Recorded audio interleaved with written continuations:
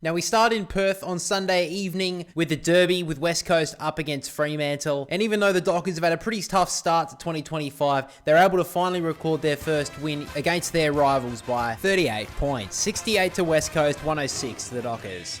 Now let's get to the injury concerns from this game, and Jeremy McGovern is the big one. He came off in the third quarter with an injury to his groin, and unfortunately at three-quarter time it was decided that he would be ruled out of the game. Now he's a massive loss for the Eagles, as he's one of the only few tall options to have in their D50, so hopefully he's not out for too long, but he has been ravaged by injury in years gone past, so hopefully this isn't the same occurrence of those injuries going forward. But getting to the game itself, the Dockers started strongly, having the ball in their front half for the majority of the opening term. However, the West Coast did look more dangerous up forward, scoring freely in the early proceedings of the game, taking the lead. But a late flurry of goals from Fremantle did see them take a 15-point lead into quarter time.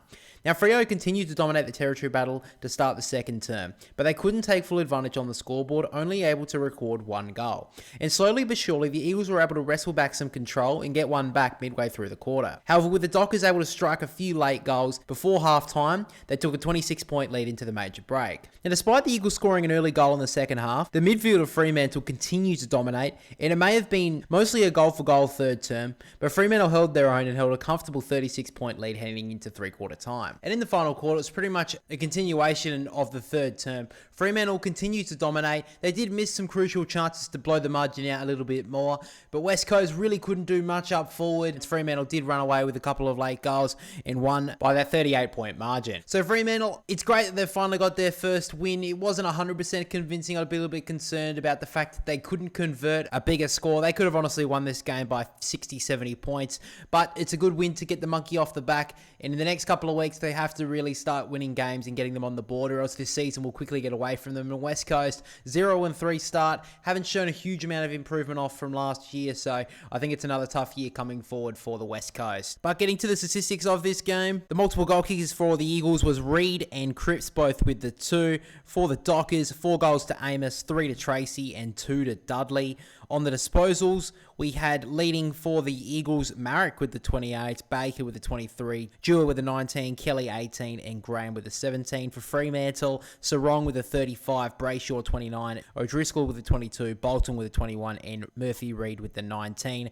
And then on the AFL fantasy point of view, Ryan Marek top for the West Coast with the 101, Baker 81, Williams 76, Graham 68, along with Jamie Cripps. And for Freo, Brayshaw 110, Jackson 102, Sarong 100, O'Driscoll 99, and Clark with the 88. Now let's get to the votes in this game. 3 votes went to Caleb Sarong, 2 votes to Andy Brayshaw, and the 1 vote to Luke Jackson. Caleb Sarong, he's had a couple of down weeks to start the season, being tagged by their opponents, but today he had a free run at it, and boy did he take full advantage. He came out with his 4th Glendenning medal, absolutely brilliant performance from him, and hopefully he can continue on his great form going in the coming weeks, because they're going to need him, the Dockers, if they're going to make a big push this season. Andy Brayshaw led from the front today, as he always does when they perform well, Fremantle, so great job from him. And Luke Jackson, with Sean Darcy being out for the start of the season, he has been their best player in my opinion, and he's done really well today up against some lesser ruckmen at the West Coast Eagles, but nonetheless he took full advantage and he was great around the ground, so a great performance from him. So the first game on Sunday was the Crows against North Melbourne at Adelaide Oval, and North Melbourne coming into this game with 11 losses in a row, unfortunately increased to 12. After midway through the second half, were able to breeze past North Melbourne, who were gallant in the first 2.5 quarters,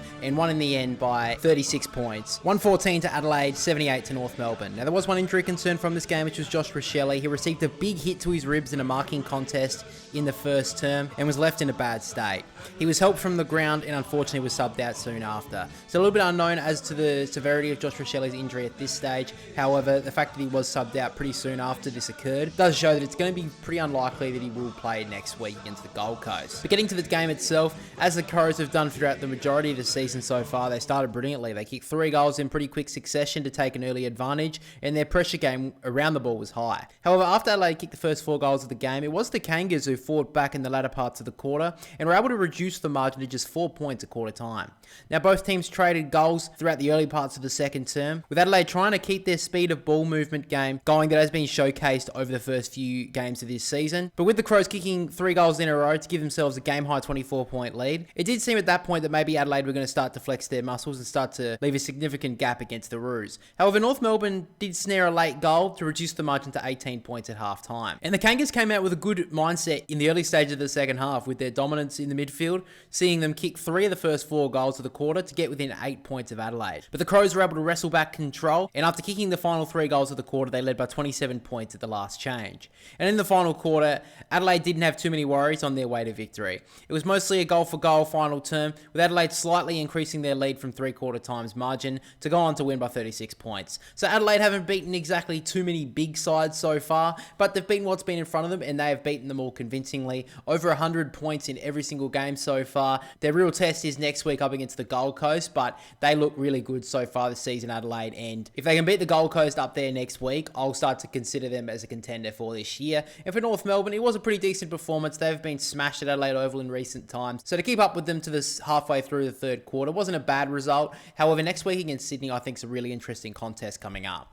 But let's get to the stats in this game on the multiple goal kickers for the Crows. Taylor Walker with the 4 goals, Phil Thorpe with the 3, and Fogarty, Keys, Curtin, and Draper with the 2. And for the Roos, Larkey with the 4, Constantine with the 2, and Curtis with the 2. For the disposals, highest with the 250, Gamer and Rory Laird with the 32 for Adelaide, Rankin with the 30, Saligo with the 28, Peatling with the 23, and Keys with the 20. And for the Roos, Daniel with the 33, Simpkin 31, Sheasel 26, 21 to Parker and Powell. And finally, for the AFL fantasy watchers out there, Rankin 116, Saligo 115, Laird 108, Phil Thorpe 98, and Keys with the 97. Simpkin with the 117, Daniel with the 115, Sheasel 90, Parker 83, and Cherry with the 77. But now let's get to the votes. 3 votes went to Isaac Rankin, 2 votes went to Jake Saligo, and the 1 vote went to Rory Laird.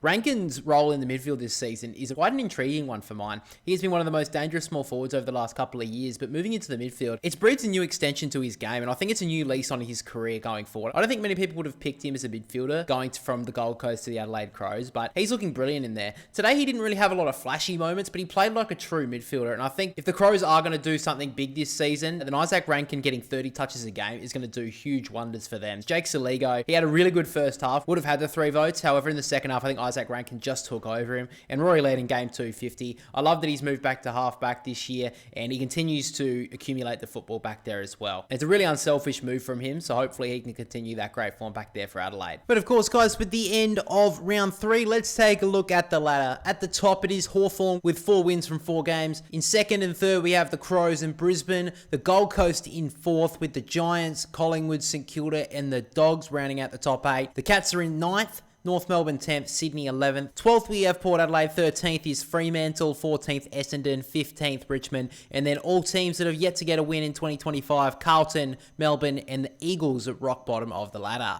But guys, thanks for watching this episode of the review. I hope you did enjoy it. And if you want to listen to the full episode, then make sure to go check us out on Spotify, as you can listen to the full episode there the morning after the round finishes. But that is all from me, guys. Make sure to like and subscribe if you did enjoy it. But for now, we'll catch you all in the next one.